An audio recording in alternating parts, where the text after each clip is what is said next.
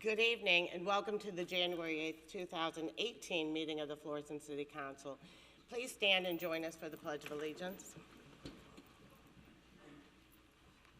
I pledge allegiance to the flag of the United States of America and to the republic for which it stands, one nation, under God, indivisible, with liberty and justice for all.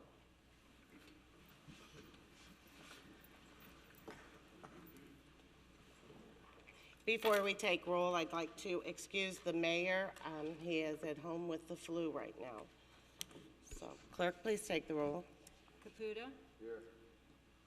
Shuldroff. Here. Hanky. Pagano. Here. Parson. Here. Siam. Here. Lee. Here. Jones. Here. Egan. Here. Thank you. The next item on the agenda is the approval of minutes. Are there any corrections or additions to the executive meeting minutes and meeting minutes of December 11th, 2017? Hearing none, Councilman Lee moves to approve the minutes, second by Mr. Egan. Discussion? All in favor? Aye. Opposed? The meeting minutes are approved. The next item on the agenda is hearing from citizens. Please. Thank you. This is a time to speak to the council on any issue not necessarily on the agenda this evening. Please remember that this is not a question and answer period, but we would be happy to speak with you after the meeting. John Engelmeyer.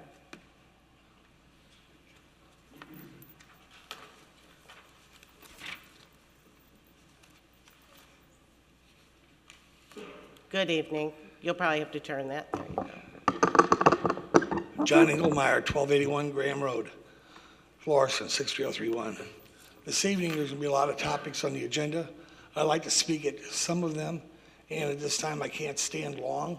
So if I may, during the period, if I may sit at the table and ask the questions that I have regarding some of the issues or things that are on the agenda tonight. I don't know how far. If you want to sit at a chair, we can possibly move a chair up and then That's just fine. hand you the mic. How's that? You can, thank you. Okay, thank you. The next item on the agenda is communications, of which there are none, and we will move on to public hearings.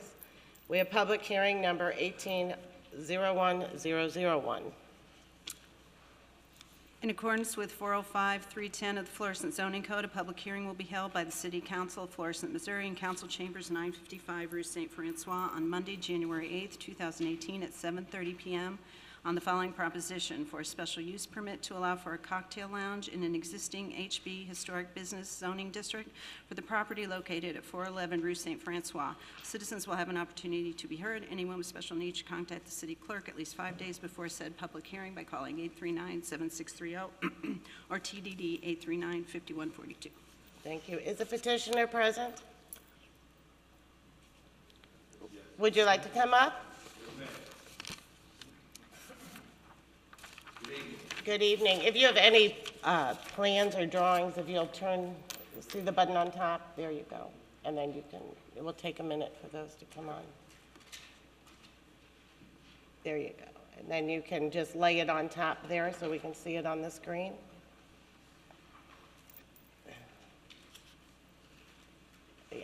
Yeah, turn it, yeah. There you go. And then I'm going to it might be easier if you take the mic out and speak into it and just tell us a little bit about My name's Anthony Bolson. And again, Happy New Year's and good evening. I'm here to speak on behalf of Smoke and Sip, the cocktail lounge that me and my partner, Marvin Walden, is here to present to the committee. There's a couple things I just wanted to review with the committee, to go through, just to tell you what our objectives are, and then talk about our startup fees and cash flows, what we plan to do in the community.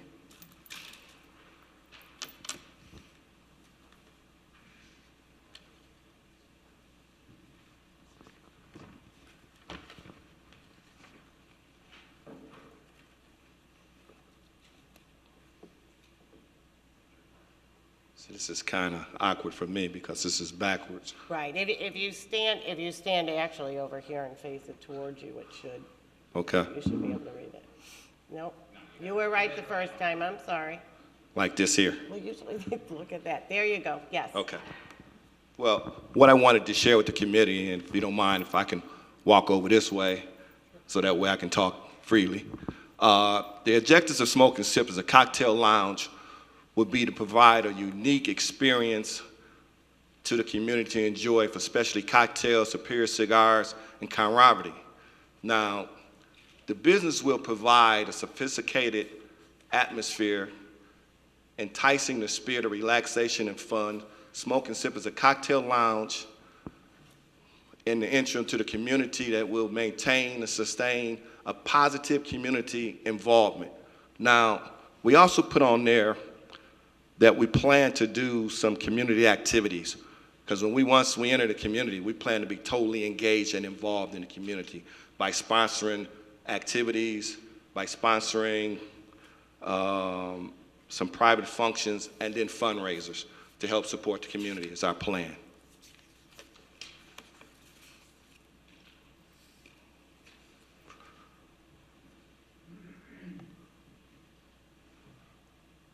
Me and my partner has committed to make a substantial investment in the community. If you look at this overall cost sheet, our startup fees that we're funding ourselves, we're planning to we already spent almost $7,000 in licenses and fees. We're in the process of purchasing the building for $150,000. We've already gonna do some upgrades to the building for over $6,000. If you go down to the next line, we're gonna do some interior upgrades for $20,000, talking about exhaust, a humidor, and a walk-in cooler in the basement, which I'll show you. I'll have Dwayne come up and show you on the drawings once I'm done through here. We're spending another $15,000 on furniture to totally make this place modern, comfortable, relaxing for anybody to come and enjoy. Another $2,000 on a sound system, which comes to $23,000, because we're gonna spend $6,000 on televisions.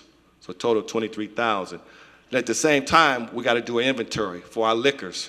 We're gonna spend over $20,000 for liquors, another $15,000 to equip this humidor with the best cigars that we can get for our patrons, and then another $10,000 for beer and another $10,000 for wine, for well over $55,000. At the end of the day, we're making a total commitment investment into the community of $260,000 that we're ready to go forward with.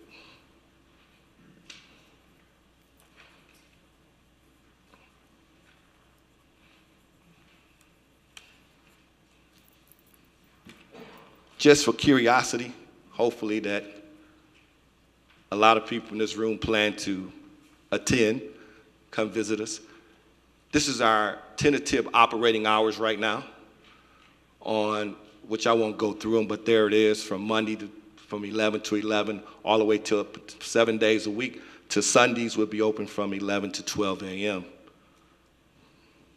It's Friday and Saturday real quick. Is that a.m., 1 a.m.? Yes, 1 to a.m. Okay, it's just saying 1 p.m. to 1 p.m. Yeah, 1 a.m. 1 a.m., okay, Yes. I got you. That's my fault, I did That's that. all right. I can't blame nobody else, that's my mistake. I just wondered. We also went through the community. We were able to get all the signatures we needed for our alcohol licensing from all the patrons around us. Everybody welcomed us with open arms, the same as parking lot agreements we have with everybody in that area. Again, everybody welcomed us with open arms. Lastly, what I wanted to show, which all of you have drawings on in front of you, which Dwayne will come through and talk more about our layout. Is any questions or anything I covered at this time? Well, yes, now, Any questions? Okay, Dwayne. We'll wait till we're Yep. finished. You're Okay. finished. Thank you. Hi, my name is Dwayne Thompson, I'm the architect. Address 5909 Clemens, City of St. Louis, 63112. So,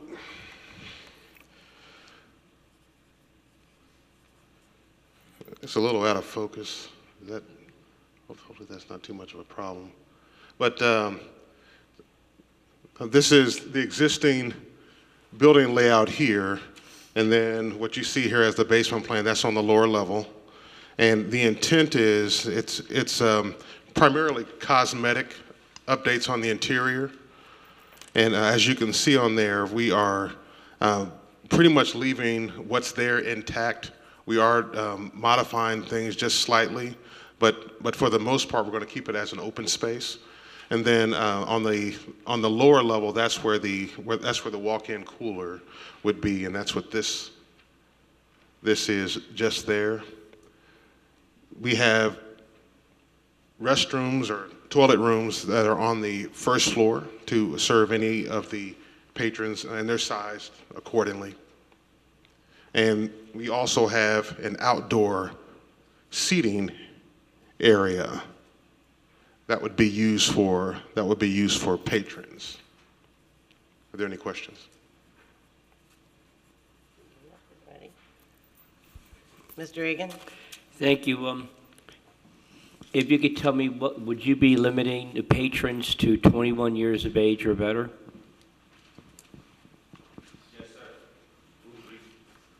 Yes, sir, we'll be following the state laws. So you would not allow any minors at all in, even if they weren't obviously drinking alcohol, correct? Correct. They have to be 21 years and older. Will you be providing any food on site? No, sir, no food. What about live music? Yes, we do plan to do live music. As you can see on the drawing, we do have a stage laid out right here. It shows where we plan to have live music because that's our stage area there. Okay, and that's inside, correct? Yes, sir. Okay, very good. And I know that's somewhat in a residential area, so I would hope we would be respectful, like when the band is playing, to keep the doors shut and such. Oh, yes, sir. At all times. And that's all I have. Thank you. Good luck, and welcome to Florissant. Thank you very much, sir. Mr. Caputa? Thank you, Madam President. Yeah, welcome. Thank you. Very good presentation. Thank you, sir. I had one question that was answered, but now, would you have any kind of music outside? There's no intentions at this time to have any music outside because everything is mostly inside. And if we did do anything outside, it would be really soft. Nothing loud, no bands, nothing like that. Now, your type of music, would it be jazz, rhythm and blues, soft rock, country rock, rock? Our music is mostly jazz, but it's whatever our participants or patrons want to listen to at that time. If they want to listen to Glenn Campbell, we playing Glenn Campbell. There you go. There you go. All right, great. What was that, Wichita Lineman, isn't it? Okay, yeah. Now, your outside patio, will you have a bar out there, or is that just for seating only and waitress and? Well, we do have the possibility to do a bar because that it is set up with a mini bar outside. So we could do a bar if we chose to do one. Okay. All right. Yeah, great. I think it's a wonderful idea. Thank you, sir. Yeah, that's all I have. Thank you. Thank you. Mr. Parson? Thank you, Madam President. Good evening, sir. Good evening. I just have a couple questions. You mentioned that you were planning on doing some community involvement. Do you have any ideas on what you're planning on doing as of this time, or are you guys going to think about those things later? We're going to think about them because I don't want to say we're going to do something that we're not prepared to do at this time. We just met the young lady tonight that's head of the historic district down there, so I'm sure we'll be attending her meetings, which can give us some ideas on how we can help improve the community and participate with them. Okay, all right. Then the other question I have, in the documents that I'm seeing here, at this point, it's saying that there's no smoking inside. Do I have that correct, or is that incorrect? That's what we've been told at this time. Yes, Okay. No smoking inside. So what we did was the outside is a designated smoking area at this time. Okay. And what do you need to do to get past the city code and the county code so that you can have both inside and outdoor smoking? Okay, I'm gonna answer this. Okay. When I went to the county told me that it's up to Florissant if we want to smoke inside.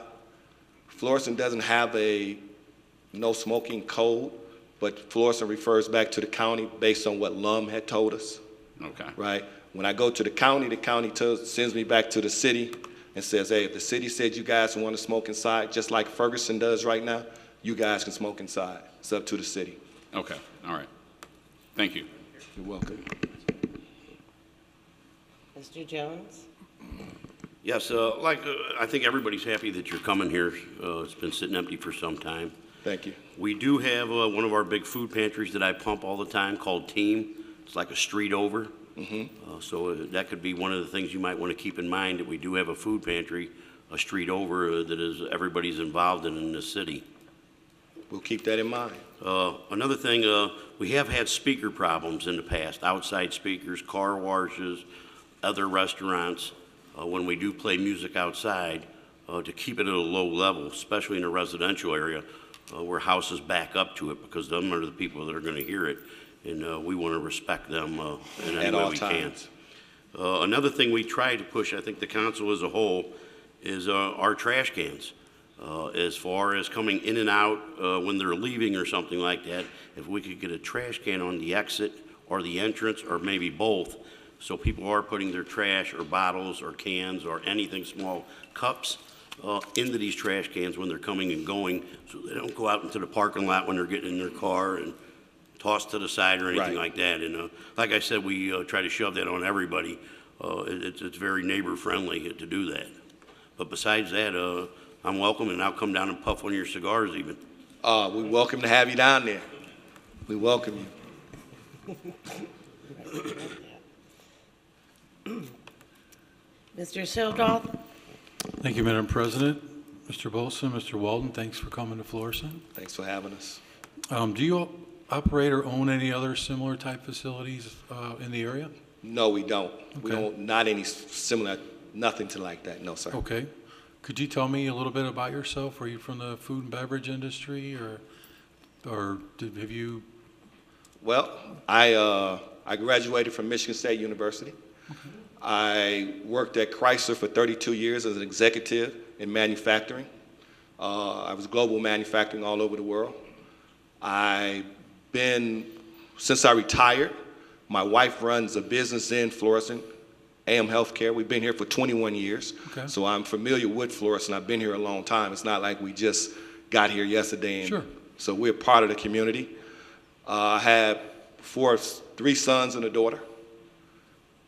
All of them graduated from college. I just had a grandson last year. He'll be one this January, first one.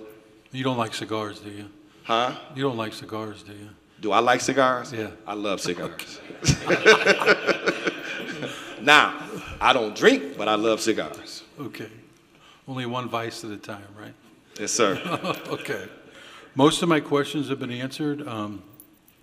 I appreciate you coming to Florissant, and it'll be a nice addition to our city and to that street. Thank you, sir. Thank you, sir. We're looking forward to being there.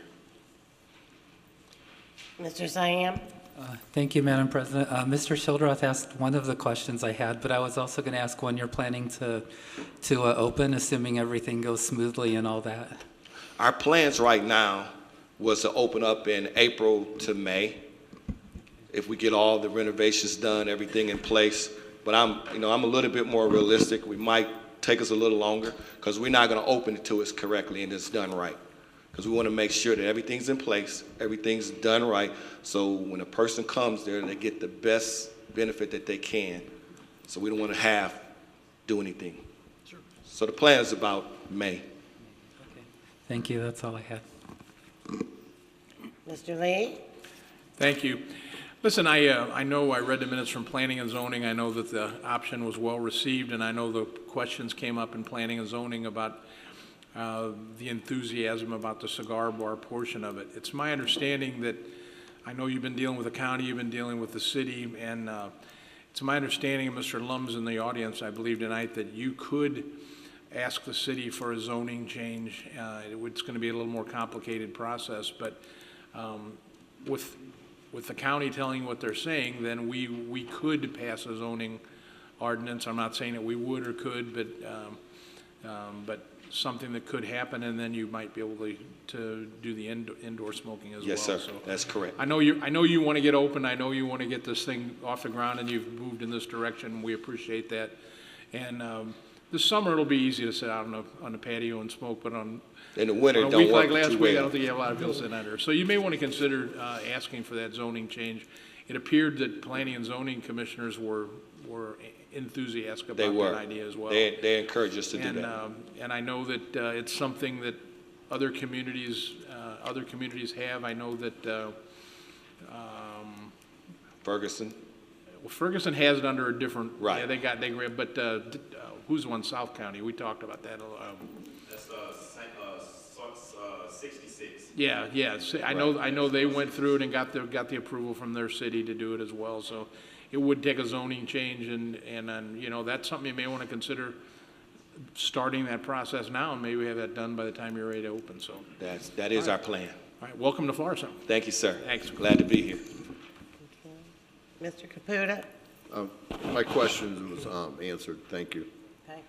I have a question just on the outside seating. How many can that hold? Do you know on the outside? Is that diagram true to fact? I mean, is that Yes, it is table true. to 4? 32. 32. So 32. if people were smoking the cigars, it's where they'd go right now, That's correct. Correct. Are you putting any ventilation system just in the event that you would go smoking inside? Yes, ma'am. That was on, Is that in there? I'm sorry, I Yes. didn't see that on the, that was on my cost layout where I showed the ventilation. you flip it or you just tell me, okay. Yeah. It shows the ventilation on this line here. Right here. Then we're going to add in ventilation. Okay, perfect, perfect. All right, thank you. I don't see. Thank you. Before we close this public hearing, is there anyone in the audience who would like to speak? Is this one, John? You can hand them. Right, yeah. Once he gets up.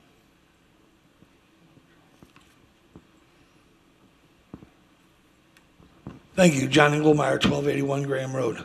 The question I have is there going to be any vending within your establishment, such as a jukebox, pool tables, any of that sort? Darts? No vending at all. Selling cigarettes? Just cigars? Okay, thank you.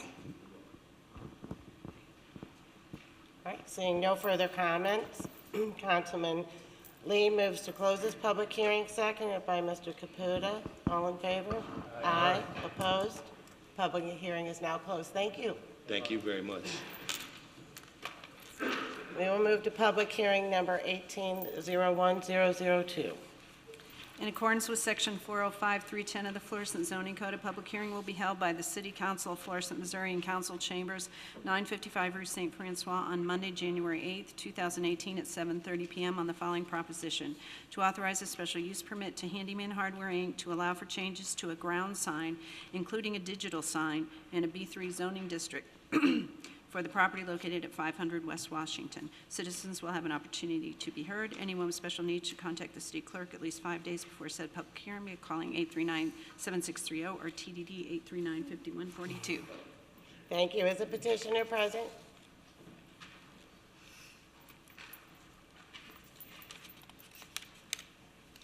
Good evening. Hi, how are you? I'm John Hellman with Ad Media LED Signs. We've been hired by Dave Otto and Handyman Hardware to do a sign similar to the one that is at their North Highway 67 store.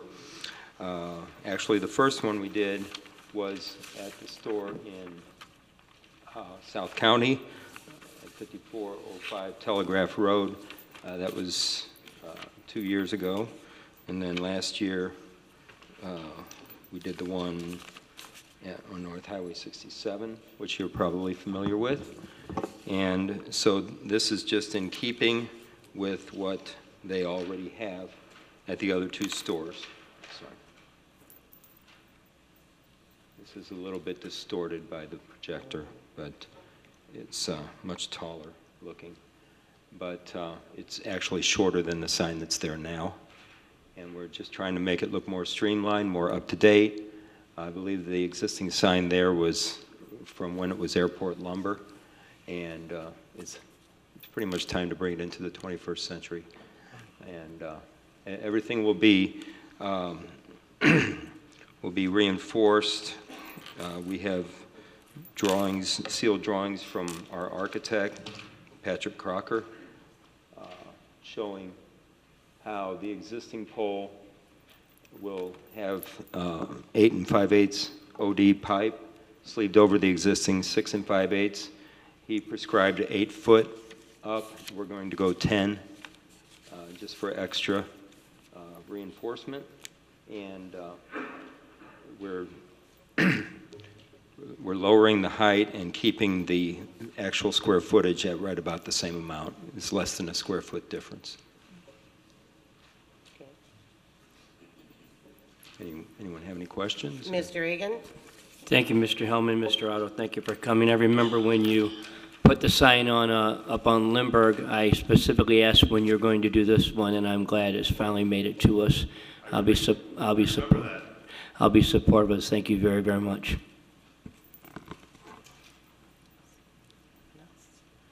Mr. Childrath? Thank you, Madam President. 50 years in business says a lot. I want to congratulate you for that, first of all. I'm glad you're putting this sign. It'll look great on the property, and you always keep all your properties up, and you should be commended for that. And you're a good business citizen in the city of Florissant. I totally support this. Thank you. Thank you. David Otto, 15 Club Grounds North, Florissant, Missouri, and we are updating all the other signs on the property and have permits in hand for those. So we're doing everything at once. Thank you. Thank you. Seeing no further comments, is there anyone in the audience who would like to speak on this? Seeing none, Councilman Egan moves to close this public hearing, seconded by Mr. Parson. All in favor? Aye. Opposed? This public hearing is now closed. Thank you so much. Thank you very much. And Mr. Egan, I thought it would be only 1 year. It's been 2 years, so I'm a year late. We'll move to public hearing number 1801003. In accordance with Section 405-310 of the Florissant Zoning Code, a public hearing will be held by the Florissant City Council and Council Chambers 955, Rue St. Francois, Florissant, Missouri, on Monday, January 8th, 2018, at 7:30 p.m. on the following proposition: to rezone for Dunkin' Donuts the property located at 8115 North Lindbergh from B3 zoning district to a B5 plain commercial district to allow for a development of a sit-down carry-out restaurant with a drive-up service. Citizens will have an opportunity to be heard. Anyone with special needs should contact the city clerk at least 5 days before said public hearing by calling 839-7630 or TDD 839-5142. Thank you. Is the petitioner present? Good evening.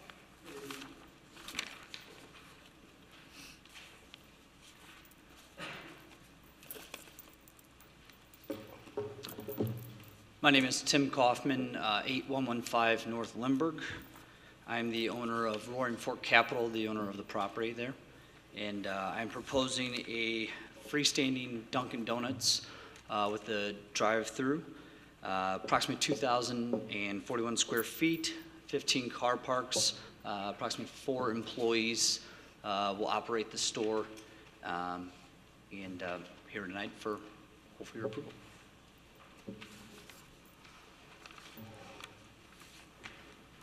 Mr. Egan? Good evening. Thank you for being here. I know that you came to us before, maybe a year or so ago, and we had a similar proposal. How is this going to vary from that proposal? The proposal itself is the same. Dunkin' Donuts at the time had an issue with the franchisee that was going to operate the location, and so they tabled it with me, and I just continued to work on it. So this layout that you see was the same layout that was sent to Planning and Zoning previously and at the last go-around and approved with P&Z. I guess one of my concerns would be the lighting. Why don't you discuss the lighting on the lot? Sure. Because we do have some residences right in that area. Sure, sure. We provided in your package a photo cell to be able to see how the lighting diminishes, and I have it copy of that here, and it's a little fuzzy on my copy, so you have to forgive me, but as the lighting is downward-facing LED lighting that is predominantly on the front of the building and then over on the parking lot on the right-hand side. There is lighting as you come around. That lighting is diminished. If you look at your drawings, it's probably a little clearer to see, but that lighting is diminished as you leave the footprint of the building so as not to affect the homeowners. We also went with a 6-foot solid vinyl privacy fence, similar to what's there now. Parts of it are broken, so we're going to replace and repair that. And then we've significantly increased the landscaping buffer along what I call the west side of the property to prevent any lighting leakage from cars and/or building. And you're proposing this to be 24 hours? I do not believe they will be operating 24 hours. That's Duncan who handles that. I believe they will open around 5:30, 6 in the morning, and then they'll stay open until about 10 o'clock at night. Very but good. I can't confirm that. And what about the speaker system outside? So the speaker system was, if you recall, it's quite some time ago, which is denoted here, was originally parallel to the drive lane. We turned that speaker board so as not to face towards the house, but face closer to Western Tire. Right. And it will be a volume controlled, so at nighttime the speaker volume will be brought down per the board and the manufacturer that Dunkin' Donuts provides. Very good. That's all I have. Thank you. Yes, sir. Mr. Parson? Thank you, Madam President. How are you doing this evening, sir? Good, how are you? All right. I just have basically one question that I need some explanation on. The history of the city of Florissant is that we've been pretty strict in dealing with the masonry ordinance here. And I see in the documents that we have here that you're planning on using cement siding instead of the masonry. So can you kind of explain the difference of those two so that I'll have a better understanding? Sure. So if you look at your elevation drawings, probably use this one's the easiest. Duncan's new prototype, and I'm kind of look over here, not looking away from you, but so you understand. Duncan's prototype for their buildings show a cement siding that, if you're familiar with the one they just constructed down on Hanley Road in front of the new Menards, Dunkin' Donuts on the end cap there. You can see that. It's the way they do their trade dress now. So we're going with a full masonry building. It's just the trade dress over the drive-through window, and then on the front entry, which is here, will be cementitious siding. And they went with that product, I'm assuming for a couple of reasons. One is low maintenance. I don't know how much you've dealt with the cementitious board, but once you put the product up, it's typically color infused. You're not having to paint it and maintain it. You're power washing it once a year, and it holds that color. But if you look at the one on Hanley, the colors kind of change through the Dunkin' coloration. So that's what they're on their prototype they do. Okay, so just so I'm clear, the majority of the building, though, is still masonry, and Yes, it's sir. just that one particular Yeah, discoloration that is going to be using the cement siding? Yes, sir. Here and here is the cementitious board. The rest of it is full masonry.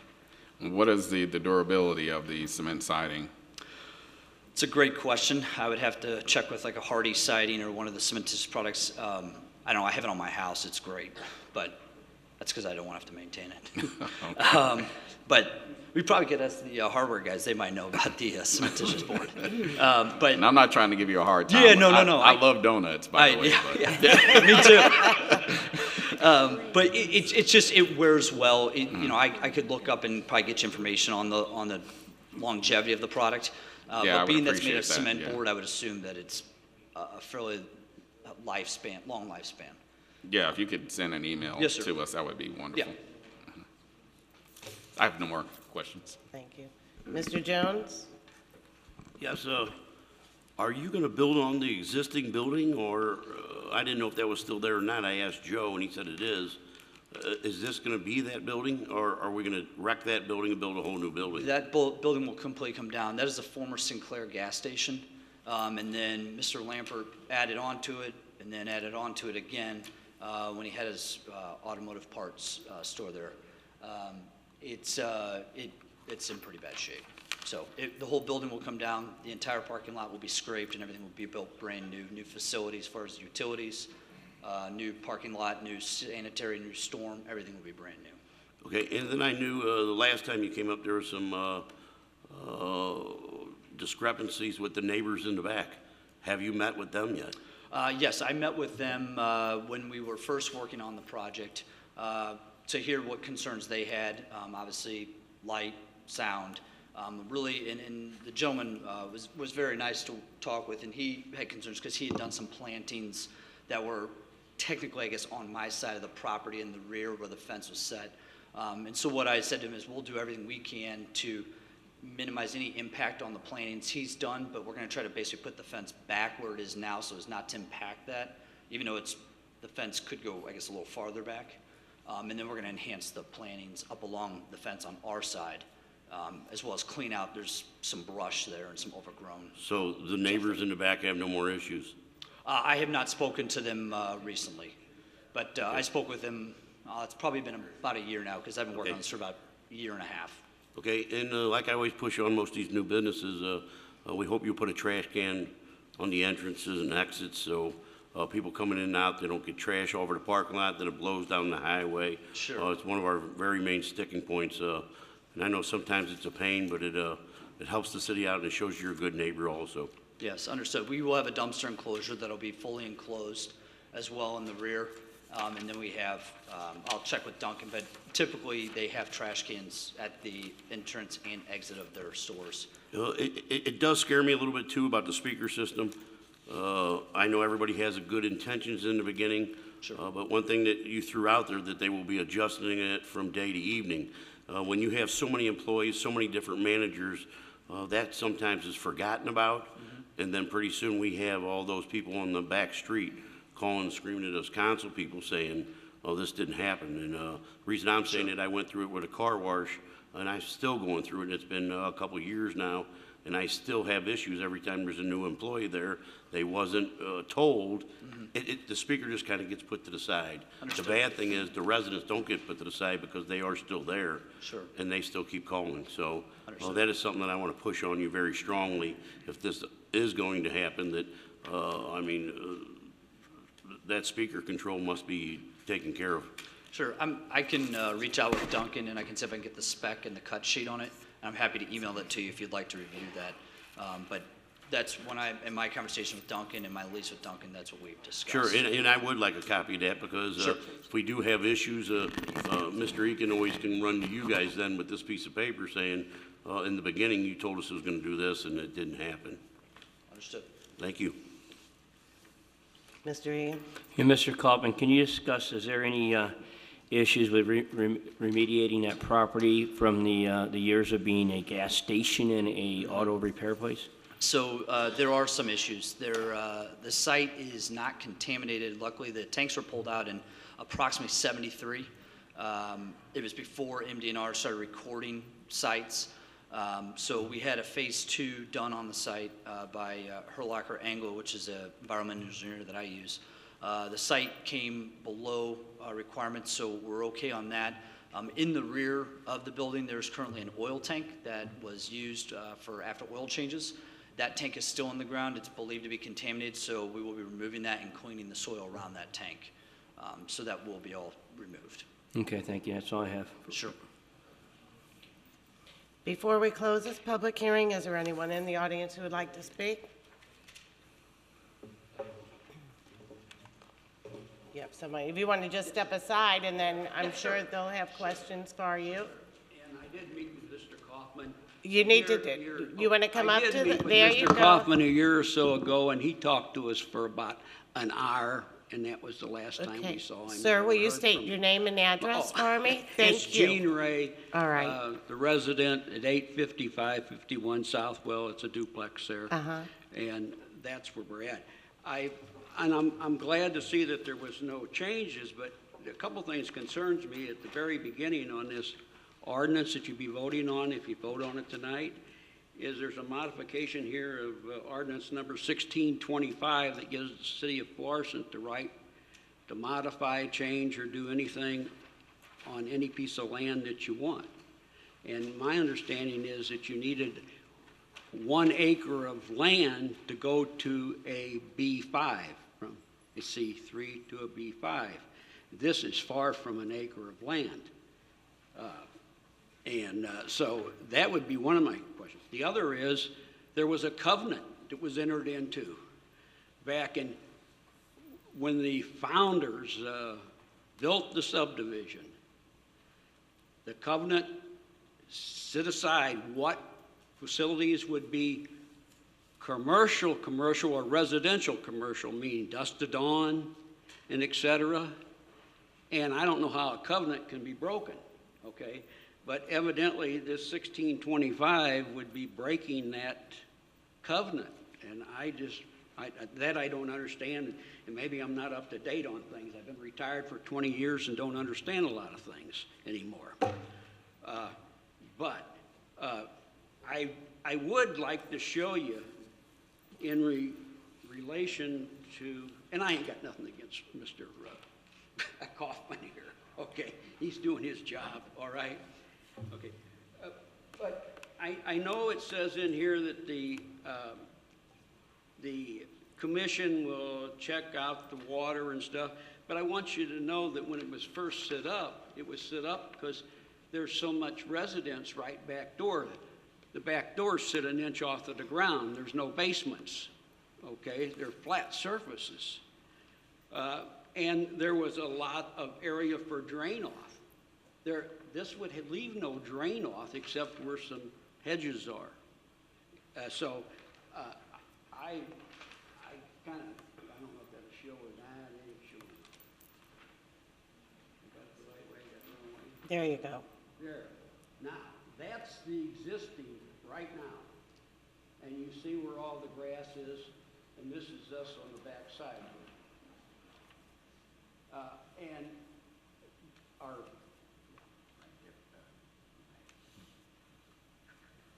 we're right here. So that runoff comes down to us first. And that would be, that was a big concern, and we mentioned it, I think the first time I was here, I talked about this. I know Mr. Kaufman wasn't here that time, but I give the council a full packet on the subdivision plans, the layouts from the very beginning, the covenants. I give you everything. I hope you still have it, because I didn't make new ones of it. Now, what I will show you here, though, in addition to this, and where you saw the water runoff, that should have been there. Now, this here is the existing plan. It's a concept plan, and I still say it's a concept plan. It doesn't put anything in cement when it's a concept. But we still have right here, this is the facility, this is the drive-through where the arrows go through. This is our property, right here. This is us. We're 9 feet, the kitchen door is 9 feet from the fence line, 9 feet. And there's a little patio sticks out here that you can't see within that little area also. From this dumpster to the window, it's 12 feet, the bedroom window. And I don't know how we could tolerate all that. With a facility this size, we'd have water runoff, I believe we'd still pick up odors and rodents, etc. There's just a number of things there that concerns me with a Dunkin' Donuts. It's good to get rid of that old building there. I agree with everybody, but I don't know that it's right for Dunkin' Donuts, in my opinion. I would see that ordinance was a 786, if my memory's right. I didn't know this was going to 1625 was going to be in here. Now, I don't know if you guys know who Mr. Duncan is. Do you know who owns Dunkin' Donuts? Do you know? This is the guy that owns Dunkin' Donuts. Keep going. Another full turn. I got this off the internet. You need to turn it again. Again? Yep. Yep. Jobs And with- again. more time. And again. There you go. Jobs with Justice put this up because he was opposed to the minimum wage here in the St. Louis area. And as a union man, I'm for minimum wage to give people money to spend within the city of Florissant. You know, it don't have to be there all at once. He's highly opposed, even though he makes a little bit less than $5,000 an hour, okay? And don't want to pay people $15 an hour? Nah. I think it's wrong for our city. And the other thing is, I couldn't tell you how much money he's contributed to the right to work. And I know there's many union members that live in Florissant, and I still got many members. Even the gas workers joined our organization now. So, I mean, but I don't want to get into that. But I will say to you, again, that I shouldn't even throw that up there. I don't even know his name, and I ain't going to say his name. I don't know if that's... I think Mr. Kaufman did have... Yep, sure, I go again. Yeah. Keep turning. Another One one. more time. One more. There you go. Thank you, ladies. I think, so I give you that layout because that's the layout that was a original layout.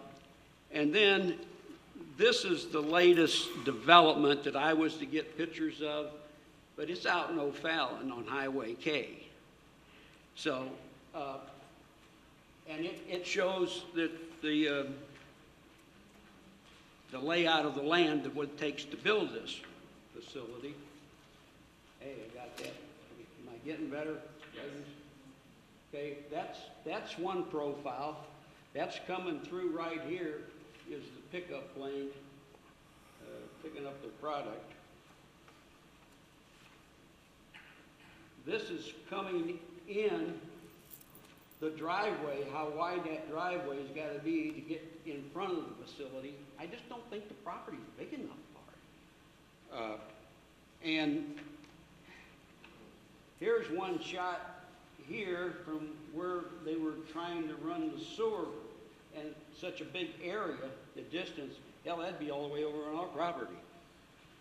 You know, if you see this, let me get that up there where everybody can see it. That's the distance between there and all the way over to where the sewer was being installed. Again, this is out on Highway K. It's finished now. Okay? Let me get you another one here. Your answer to the trash container? Out there, it's cement, just masonry, just like Florissant requested to be. It's not metal. It's cement. And it's done by the masons and the bricklayers and the cement finishers and so forth down the line. All right? But the day I was out here taking all these pictures, there was a non-union electrician out there on a Sunday doing this work. Okay, I just don't know if that's everybody's. All right? This is the sewer going through and that was how far away. You can see the distance. It takes half of the property to dig the sewer system in that they was having to do.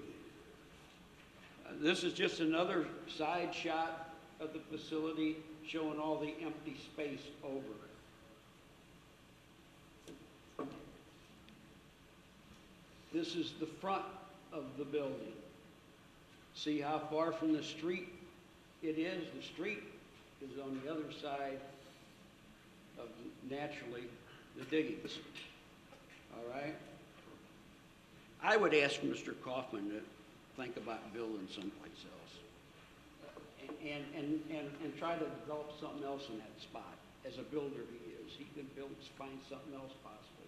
There's a better shot of going through in the pickup lane. Now, I don't have shots of all this stuff from everybody. This is just be another shot from one side of the property up to where, because coming around that building is those double drives coming around. One for the pickup and then another for the drive-through people to come around. And so, now, the parking, I don't know for sure where the parking is. I'm assuming it's gonna be on top of where the sewers is over here, was over there. And I just got one more shot of that. Another, just a side profile of that. Now, having said all this, showed you all these pictures, I still get back to the question over the covenant and 1625, and does 1625 knock out ordinance 786? I believe that's the number that Florissant agreed to from the builder back in 1958, I believe it was.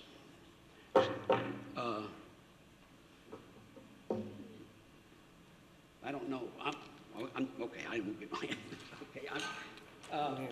So I'm still opposed to it for the reasons as set forth before. And I would ask this council here tonight to think about it being in the side of your house, any one of yours. And would you live next to that? Now, I don't think so. I really don't think so. And I don't think you would vote to be for yourself to live next to any of that. Now, I do again say that that building needs to come down that's out there, and revenue, yes, needs to come in, but I'm going to say to you this, that the revenue that this facility would be taking, it'd be taking everybody in the surrounding area away, a little bit away from every one of them. And it'd be back to square one. You pick up nothing at the end of the day. That's my opinion, just my opinion. Because the donut shop's right up the street. Dunkin' Donuts, I understand, was up the street 3 blocks from where this spot is, by 3 or 4 blocks. And it shut down for some reason. And my understanding is that because the apartment complex complained about too much noise at nighttime from the people sitting on the parking lot and the drive-thrus. Now, you would know that better than I. I don't know that as fact. I was told this, but I don't know. That was a concern for the noises. And the lighting, that lighting, I know it's, I can't think of the word right now. The new style lighting anyway, but it looks to me that it's above the building. And above the building, it would reflect off to the sides and reflect in the residents. On the residents, not only us, but I believe on the other sides of the street and stuff up and down. And again, this was developed, that spot, as a residential commercial property, because they could have built a dusk to dawn operation at the time, which that filling station was. I lived there at the time, and I patronized this filling station. All right? I've been in Florissant since 1961, and I got 4 generations of us still here. We haven't run off. And I had an office here in Florissant for many years when I worked for the International Union. So that's why I care about this right to work issue. I still have a son that's a local union president in the area of the largest steelworker facility. And he's been up in Jeff City fighting that right to work, and that kind of irked me when I saw that online when I was looking this stuff up about the mentality of thinking of the owner of Dunkin' Donuts. In my opinion, that's not factual, that's my opinion. Okay? So, Tim, you got any questions to me? No, I get that. Rebuttal? No, just some answers from the question. Okay, so I would again ask this council though, don't be, when you vote, if you'd vote this in tonight here, you'd be passing this 1625, which allows for anything to be done in any neighborhood. Any neighborhood. It's at the discretion of the commission, I understand, if I read that right. And this is the first opportunity I had to look at it was this evening. I never seen it before then. So I'm just, what I skimmed through there real quick. And I may be wrong on some of it, and I may be right. I don't know, 100%. All right. Okay? Yes. Anybody got any questions? Thank you. The questions aren't pertaining to him. I was going to let Mr. Engelmeyer speak and then have Mr. Kaufman respond, and then I'll get to you. Is that all right? All right. Mr. Engelmeyer?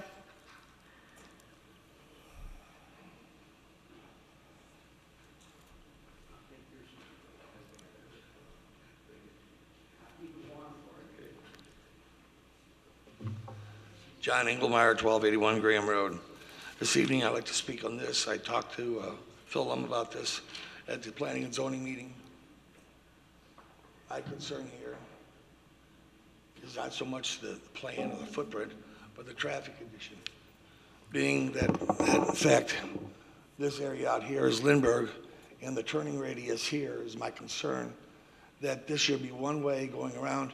And I believe the gentleman did talk about the relief of the lane coming out, but I think there ought to be one lane coming in and these parking spots be diagonal so they would back up and go around and out rather than backing up with oncoming traffic.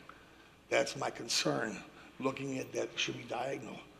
Now that I'm in a position of understanding disabled, we have one disabled spot here, and again, in my situation, I realize that that's an important factor now.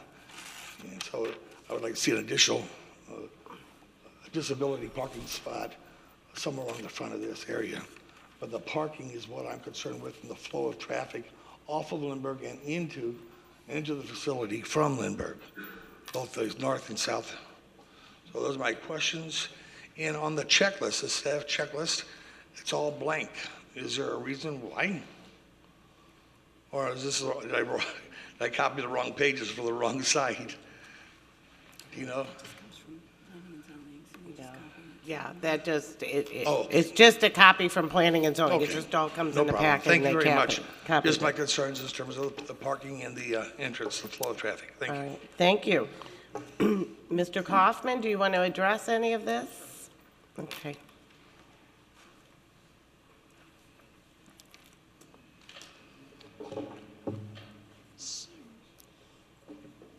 So just a couple of things on regarding the drain off. So we've met with MSD.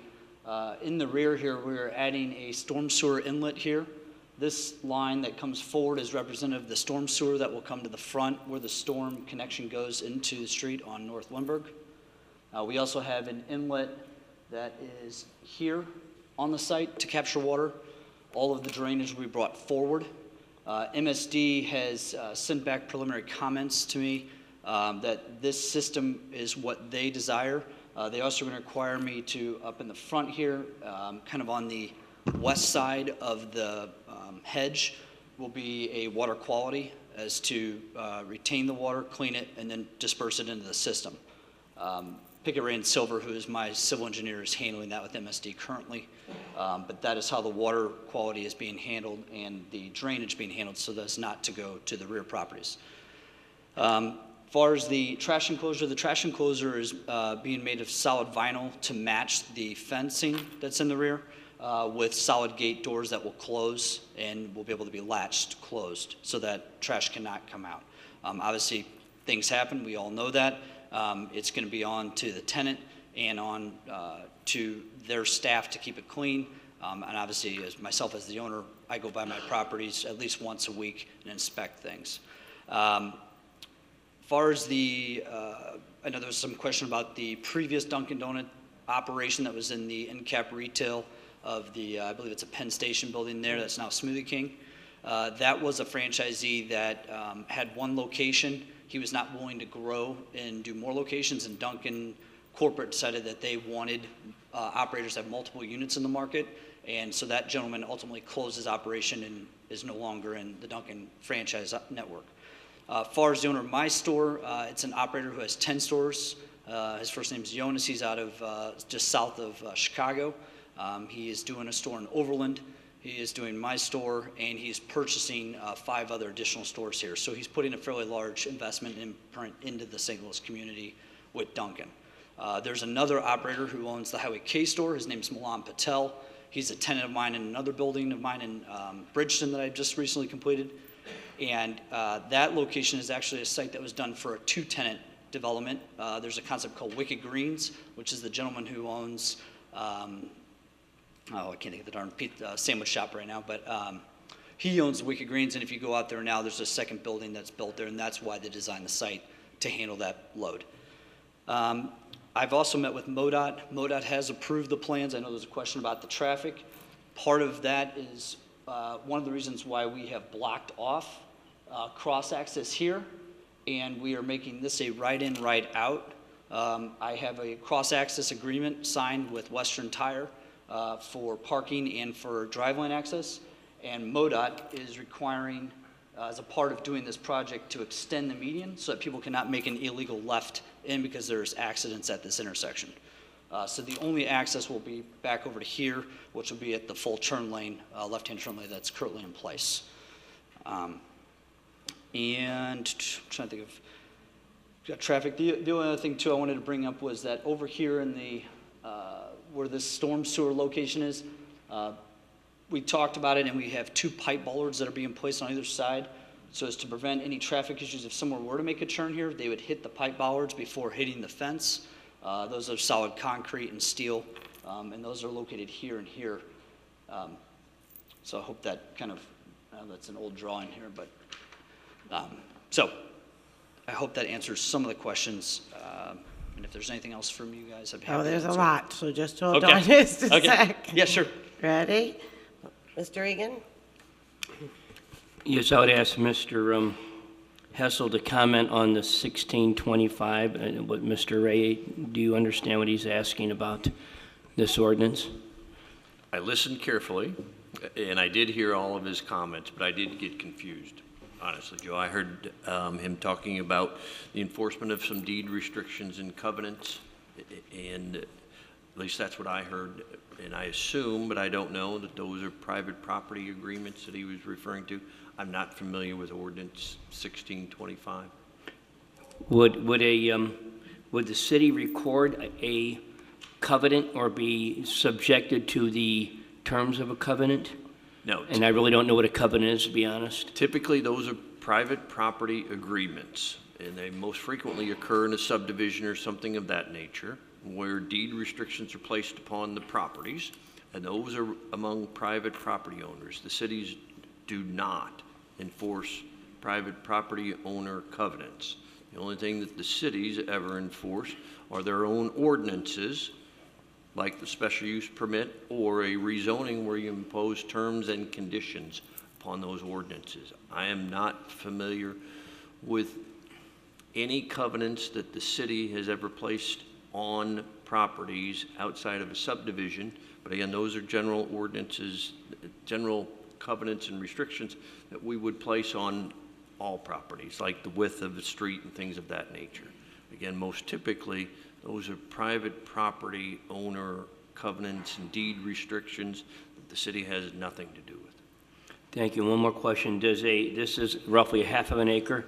Does it qualify to be rezoned as B5? I assume it does, Joe. Phil Lum would have to address that more specifically. Do I need to Obviously. suspend the rules, or? Yeah, well, would- I'll just bring him, Mr. Lum, up. He's here. Thank you. And let him address that issue.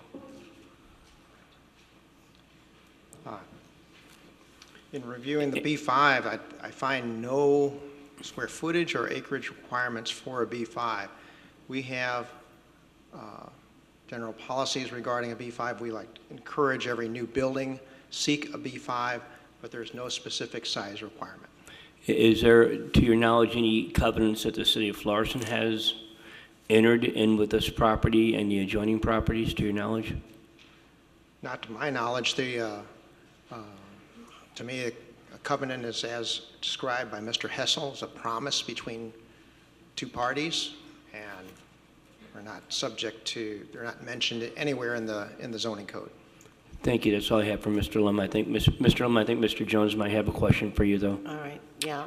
If I may, Mr. Egan, I would What? follow up that the B5 ordinances were created, oh my gosh, 25 years ago, and they never have had any size requirements or restrictions. They are intended to address properties that are B3 that are being, as in this case, totally redeveloped by removing of the building. So if you have a B3 zoning district and you want to amend or modify the existing building, that will remain a B3. But in this case, when you are removing the building, our ordinances require that you convert to a B5 because candidly it gives the city council greater authority and discretion with respect to a variety of issues, including the size, height of buildings, ingress, egress, etc. But the size of the lot is not a factor at all. Thank you. You finished? Okay. Mr. Caputa? My question was answered. Thank you. Thank you. Mr. Parson? Thank you, Madam President. This question is for Mr. Kaufman. A lot of my other questions were already answered, asked. Mr. Kaufman, in terms of I mean, you've heard the gentleman speak about a covenant. Are you aware of any covenant that was placed on this property when you purchased it? Because I know that would have had to have been in your, whenever you did a title search and things like that. Was there anything that ever came up in terms of a covenant that you're aware of? No, I did a full title search when I purchased this property. I did an updated Alta title as well, and there are no deed restrictions or covenants on this property. Okay. And I know, I'm sorry, I didn't catch his name earlier, but I'd like to speak to him later. But he's claiming that a covenant exists and that he gave the actual covenant to the council here. Maybe he gave it when I was not on the council, but I'm just wanting to verify that information before, pretty much any decision would be made, I would think. I can't really tell you because I don't know. All I know is that this has been operated as a commercial property for 60 plus years. Like I said, I know it was an old Sinclair gas station. I know it was an automotive repair station. It was an auto parts store. It said a few different things over its life that it's been. Next door is an auto tire place, Western Tire. All along this section has always been commercial that I know of in my search through the title records and trying to determine things. But I do pretty extensive research before I go in for developments and doing properties. So. Okay. I'm sorry, just one more thing that I just thought about. I know he mentioned that the trash dumpster is about 12 feet away from his residence. I know if I was about 12 feet away, I'd be really concerned about the trash trucks and the noise that would go along with that. So is there a typical time during the day that the trash trucks come in that would not disturb his residence, that you would require those trash trucks to come in? Yes, and that was discussed at Planning and Zoning on the first go-around when I made my first submittals was we had some discussions regarding hours of operation. We had hours of trash service removal, limiting it to, I think it was between 7 and 7. It had to be during the daylight hours.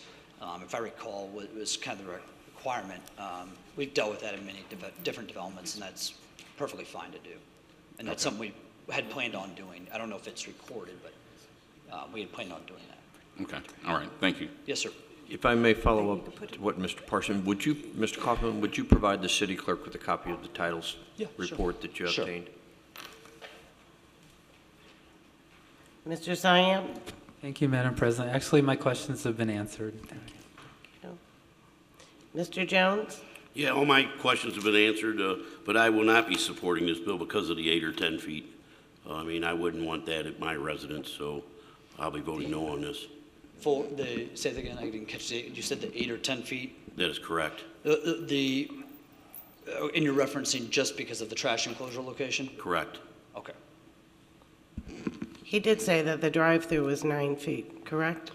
The drive-through is actually, the building is 35 feet from the property line, and the drive-through, approximately the sign is right at 34 feet approximately. So, okay, then I misunderstood. I thought he said 9 feet, but I could have been wrong. Mr. Egan? Yes, Mr. Ray, would you come on back up? It looks like you have what you were looking for. Can you explain that to us, please?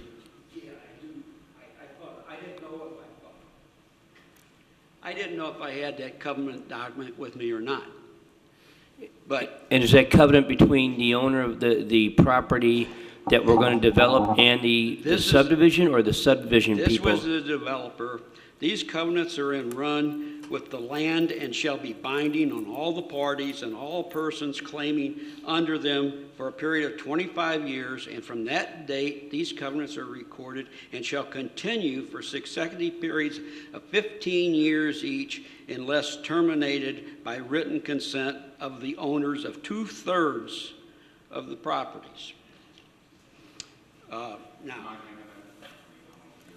Can we get a copy of that? I mean, Right, and I'm going to have, you want to hand it to our city attorney? He can have it. Right, no, That is typical of a private property owner's subdivision covenants.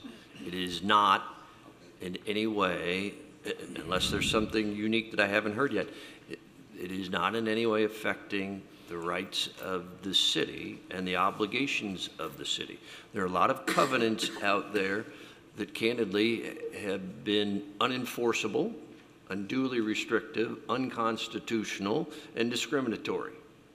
I'm not saying these are. My point is that many, many years ago, private property owners got together and created their own deed restrictions because that's what they wanted their subdivision to be. The city has never, ever, and could not enforce those private covenants. That's between the property owners. Sorry, Mr. Hess. When I bought the properties, I don't know, 15, 20 years ago. Can you speak into the microphone, please? I need you to speak in, I'm sorry. I understood at that time what I thought I was buying, and that we would have dusk to dawn operations there, not no 24-hour drive-throughs there, that there was a certain type of establishments. Now, throughout the city of Florissant, the others that have been changed to B5s, I don't think they come near as close to anybody's property lines as they do ours. I don't believe there's one. Most of them are in the strip malls and et cetera, where they're being changed. Or even back with the car wash up on Lindbergh, I guess, was one of the latest ones, and they wound up having to still, even though the houses are so far behind them, they still had to put a sound barrier up there. And I'm going by memory here, some of this. I was prepared a year ago for this. I had it memorized. But I would like to, if I can, ask Mr. Kaufman, I heard you say that you have now purchased the property? Yes, I have. You're not just representing the Lampies for trying to get it rezoned now. A year ago you were. A year ago you were trying to just get it rezoned though, right? I was under contract. Well, I guess I got some other paperwork back there. Okay. I won't disagree with you because I'm not 100% sure, but again, I believe everybody up at the Mr. Parson? I believe Florissant has the stuff. May I? Please. I just want to revisit the trash issue. I know you just corrected this gentleman about the distance on the speaker on the drive-through. Is the trash dumpster distance correct that he stated? Off my civil drawings, it does not give me the exact dimension. I can produce that from my civil engineer and have him calculate it. It's just in the back, back left corner, which I can throw up a site plan for you. Get that for you. I can't really zoom in here for you, but it's located here. I don't know what the distance is from here to the rear of his building. I just don't know that, so I don't want to make a claim that something I don't know. Okay, all right. That's the only question. Is there any way you can get us the measurements from that trash to the house and then also from the drive-through to their property? So let's make sure I have exactly which one. So you want the distance from the trash enclosure to the rear His corner property. of his house? Mm-hmm. And also the drive-through, please. When you reference the drive-through, you reference the speaker box location or the actual drive-through portion itself? And the drive-through portion. where those cars are going and how much distance is between that and his property. That's And then we that's just have 35 the feet. fence. Yeah, That's the drive-through's 35? 35 Okay. feet. And then the speaker, how far is that? And then, yes, and then the drive lane itself is 25 feet wide. Mr. Lee? I'm good, thank you. Mr. Egan? Whoops, wait a minute, okay. Is there, Mr. Kaufman, any other location on this property that the dumpster could be moved to that would be palatable to all? I would have to check with the civil engineer to confirm that. You know, one of the challenges you have obviously is bringing the trash truck around and gaining access. Where it's Right. located currently, it can back up, lift the load out and go. You know, could it be relocated to one of the parking stalls? Yes. I think, you know, that last parking stall here, because I think a truck could come through, it's always weird, right? Come through and then back up into that. But otherwise, put it in here, I think you're going to impact your parking and. Right. people- Could you reach out to your civil engineer and just touch base with him and see Yes, happy to. if there's a resolution? And I would hope that you and Mr. Ray could exchange phone numbers. Sure.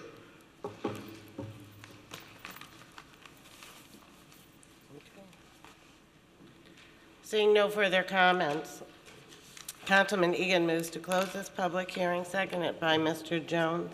All in favor? Aye. Opposed? Thank you so much, Mr. Thank you. Hoffman. Public hearing number 1801004. Notice is hereby given in accordance with Chapter 410020 of the Florissant Code of Ordinances, the subdivision ordinance as amended, that a public hearing will be held by the Florissant City Council in Council Chambers, 955 Rue St. Francois, Florissant, Missouri, on Monday, January 8, 2018, at 7:30 p.m. on the following proposition: to approve the final subdivision plat for 15275 Newhouse Ferry Road in an existing B5 zoning district. Citizens and parties of interest will have an opportunity to be heard at said public hearing. Anyone with special needs should contact the city clerk at least 5 days before said public hearing by calling 839-7630 or TDD 839-5142. Thank you. Is the petitioner present? Good evening.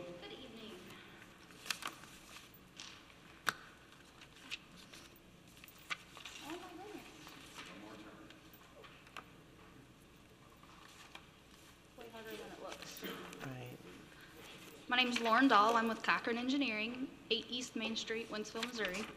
I do not have anything as enticing as donuts or cigars. We have a 5-acre tract of land here that we are just asking to subdivide into 3 separate pieces of property. Happy to answer any questions. Okay. Mr. Caputa? Thank you, Madam President. Yes, ma'am, you want to divide that into 3 properties. Are these, do you have any plans on the development of each property? The lot here in the middle is Lot 2. Plans have gone through. The preliminary development plan has been approved. It's the Dollar General. The construction plans are, I know they are at the county, and MSD is reviewing. I think they're pretty close to being finalized. Lot 1, Emos, has, we've started working with them, and Lot 3 is still just a future development. Okay. Thank you. Before we close this public hearing, is there anyone in the audience who would like to speak on this? Seeing none, Councilman Caputa moves to close this public hearing, seconded by Mr. Siam. All in favor? Aye. Opposed? Public hearing is now closed. The next item on the agenda is old business. The first item under old business is second readings. We have bill number 9339, and the petitioner has asked for a continuance to February 12, 2018. So, Mr. Shildroth? Yeah, I would like to make a motion to move to continue. I just wanted to let everybody know that the site McCancer still is 100% committed to the city of Florissant. They just are working with a budget item right now, and they will be ready to move forward on February 12th. Thank you. Thank you. Councilman Egan seconds the motion. All in favor? Aye. Opposed? The next item on the agenda is new business. First item in new business is board appointments, of which I assume there are none. I don't see any. All right. Next, we'll move to request. Councilman Lee moves to approve a request for a full liquor license by the drink for Smoke and Sip located at 411 Rue St. Francis Street. Seconded by Mr. Egan. Roll call, please. Caputa. Yes. Shildroth. Yes. Hankey's not here. Pagano. Yes. Parson. Yes. Siam. Lee. Yes. Jones. Yes. Egan. Yes. It is approved. Councilman Siam moves to approve a request for a beer and wine liquor license for Galaxy Now Bar located at 2092 North Highway 67. Seconded by Mr. Childroth. Roll call, please. Caputa. No. Shildroth. Yes. Pagano. Yes. Parson. Yes. Siam. Lee. Jones. Egan. Yes. Motion passes. Next, we'll move on to first readings. We have bill number 9342. An ordinance authorizing a special use permit to allow for a cocktail lounge in an existing HB Historic Business Zoning District for the property located at 411 Rue St. Francois. Councilman Lee moves for a second reading, seconded by myself. Discussion. Mr. Lee? Yeah, I will be, I talked to Gerard Hankey, the councilman from the ward, and I've passed the information on to the council. I'm going to be asking for 3 readings tonight on behalf of Mr. Hankey. This development's been stalled a little bit, trying to move forward. When they got their unanimous approval from planning and zoning, they had to wait the time to do the publication, and then we did not have the second meeting in December, so that delayed it another week. So I'll be moving for 3 readings tonight on this. All in favor? Aye. Aye. Opposed? An ordinance authorizing a special use permit to allow for a cocktail lounge in an existing HB Historic Business Zoning District for the property located at 411 Rue St. Francois.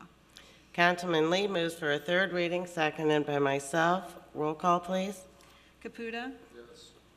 Shildroth. Yes. Pagano. Yes. Parson. Yes. Siam. Lee. Jones. Yes. Egan. Yes. Before the final vote is taken, is there anyone in the audience who would like to speak on this? Good evening. Good evening. Happy New Year. Pardon me? Happy New Year. I said good evening. My name's Kevin O'Donnell, 512 Rancho Lane, Florissant, Missouri, 63031, Ward 4. We're discussing the three readings for this, is it for the 9342? Okay. If anybody recalls last year, now I'm not going to say who said it or who claimed that we very seldom ever do 3 readings. It's very rare. Okay? I don't know what the big emergency is on this to have 3 readings on a smoke and drink place, okay? I think that you're making what you're doing right now, you're setting precedents. Comment would be on the development itself, Kevin. We've already approved 3 readings for tonight. So the Yeah, comment. but I'm saying, what I'm saying, Mr. Lee, 3 readings, why do you need 3 readings We've already tonight? approved 3 readings, Kevin. And it The was already question- discussed with the reasoning behind the 3 readings. So the comment section now would be on the On the proposal for development the- itself. Okay. Well, just do your Are three you readings, against- whatever you want. Are you against the development, or you have something against the development? Is that what you're saying, or are you just against the 3 readings? I'm against the 3 readings tonight. Okay. That's it. Because Okay. because Well, I was that's told. already been voted on. Okay, well, needless to say, this is what's going to happen from now on. It's good reason not to come back to the council meetings. Okay.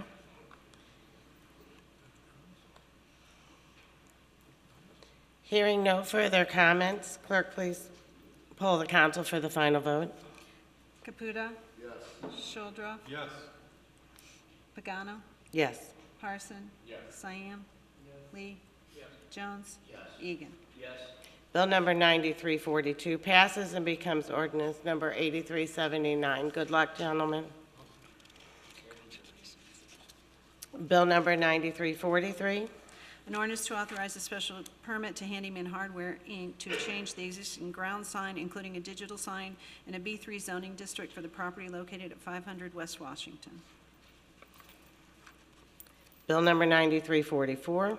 An ordinance to rezone for Dunkin' Donuts, property located at 8115 North Lindbergh, from B3 Extensive Business District to B5 Planned Commercial District, to allow for the development of a sit-down carry-out restaurant with drive-up service. Bill number 9345. An ordinance to approve a final subdivision plat for 15275 Newhalls Ferry in an existing B5 Planned Commercial District. Bill number 9346. An ordinance releasing and vacating a portion of Washington Street. Councilman Lee moves for a second reading, seconded by Mr. Jones. Discussion? Thank you, Madam Mr. Lee. President. I am also going to be moving for 3 readings on this tonight. The mayor and Mr. Russell and I have been working, and the council's aware of the property that we have known as the Shark Pharmacy area. And we've worked very hard with Mr. Hessel, and we're moving forward with a proposal that'll be before you shortly to offer that for sale by sealed bids. In working with Mr. Hessel, we identified that there were 2 what are referred to on legal terms as paper streets. We might call them alleys or easement areas because they were necessary in order to get to those when they were separate properties. Because we now own the pharmacy building and we also own the house in the back and the other parking lot in the back, there's no reason that we would need that paper street to exist anymore. So we are doing what's called an ordinance to vacate the paper street. We had a survey done of the property. The council has that in the packet tonight. And we're going to be asking that we vacate that. That will make the property to where it would be contiguous to the other parcels that we own. It would not obstruct the other paper street, which is coming off of Washington, and that allows that person to get behind their shopping center on the side. So we are ready to move forward. Mr. Russell and I met today, or talked today.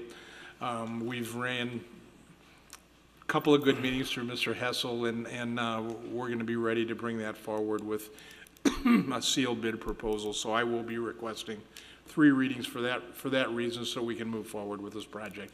Has no impact on anything except for the property that we own. All right, thank you. All in favor?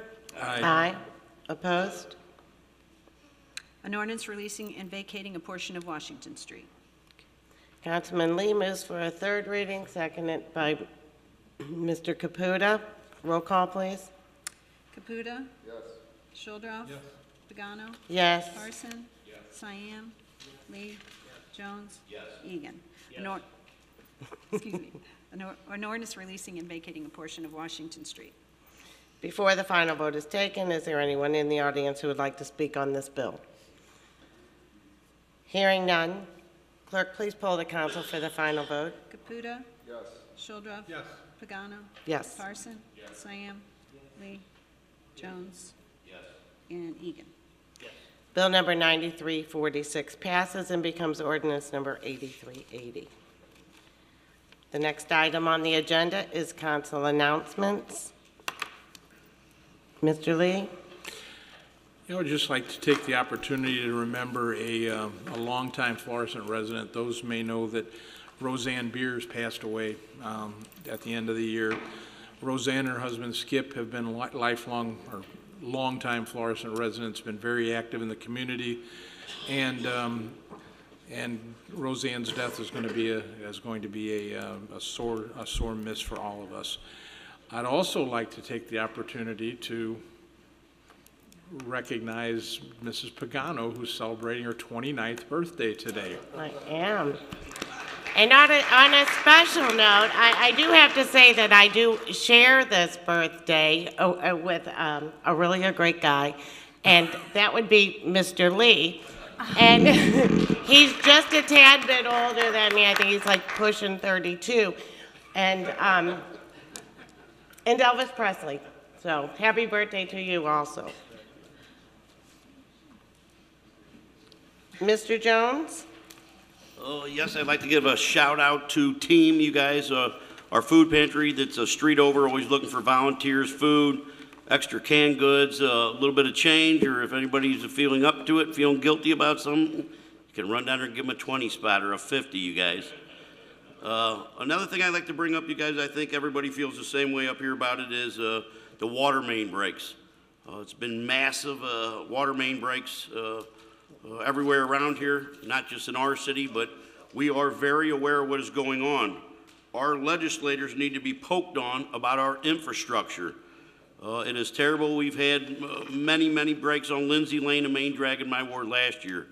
About every other street last week had a water main break on it. It was terrible. People were out water for weeks, days. It was massive ice everywhere. So the city is aware of this. We are just a middle person on this with American Water. American Water is the responsibility on them.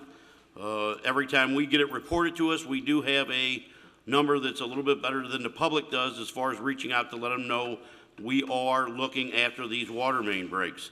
But like I said, please reach out to your legislators and let them know our infrastructure is falling apart and it's going to do nothing but get worse in our city. You know, you're talking 50 and 60 years ago when this stuff was put in place, you guys, it is wore out. It's a very bad thing. It's not going to do nothing but get worse. Thanks. Thank you. Mr. Parson? Thank you, Madam President. I just want to also touch base on the Florissant 5 that I've mentioned before. I just want to encourage people to get to know 5 people that live on their street. I think this is very important that you get to know your neighbors, you get to see what's going on, make sure that there's no crime that's happening and issues like that. On a Christmas Day, we had a fire in Ward 8 at the corner of Hargrove and Stafford. And unfortunately, I go by there, I knock on the neighbors, and I try to get some information about the person who was burnt out, and everyone said, well, he kind of kept to himself, I didn't really know him, and this and that, and you know, he'd lived there for at least 2 years, and I think that the city of Florissant can do better than that. You guys, along with myself, I pledge to do the same thing myself. I try to get to know my neighbors, make sure that no strange things are happening. So everybody, please, you know, try to get to know your neighbors and do the Florissant 5. Thank you. Thank you. Mr. Egan? Happy birthday, Jackie and Tim. I'm going to put the cake up here. I'm going to ask you two to blow out the candles and wish after you adjourn. Make a wish, and happy birthday, you guys. Happy birthday, Tim. Mr. Caputa? Thank you, Madam President.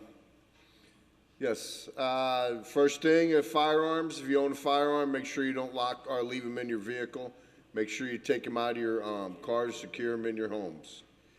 Cars. With the weather being cold outside, we've been having a rash of stolen vehicles throughout the city. It's because people are starting them, letting them warm up. And there's just gangs of guys just drive around looking for that. And they stop and they steal the car and drive it away. So it's a real simple solution. Happy birthday, Tim. Jackie. Thanks. Now Jackie's older than me. So she always claims she's not, but she actually is. So that means I'm 28. That's right. You wish.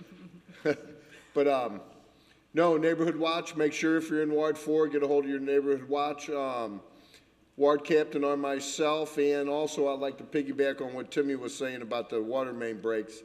If you do have a water main break around your neighborhood or in front of your house, call the police and let them know. The police is the one you have to call, and they forward it to whoever, where it needs to go. And also, let your council person know that you have the water main break so we can follow up on them also. That's all I have. Thank you. Thank you. Mr. Childrath?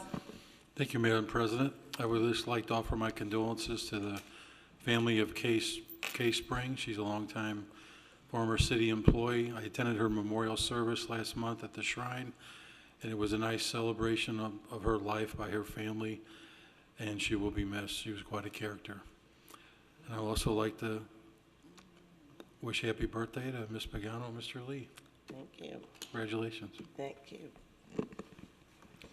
Well, I would just like everyone to please try and stay healthy. There is so much of this flu going around. I've been dealing with it. We have members out up here on the dais, so please wash your hands, check your neighbors, you know, if they're sick, the elderly. It's a really scary thing out there.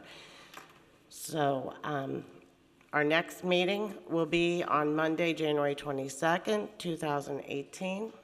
Councilman Childrath moves to adjourn, seconded by Mr. Siam. All in favor? Aye. Aye. Opposed? Motion carried. The meeting is adjourned. Thank you so much for attending.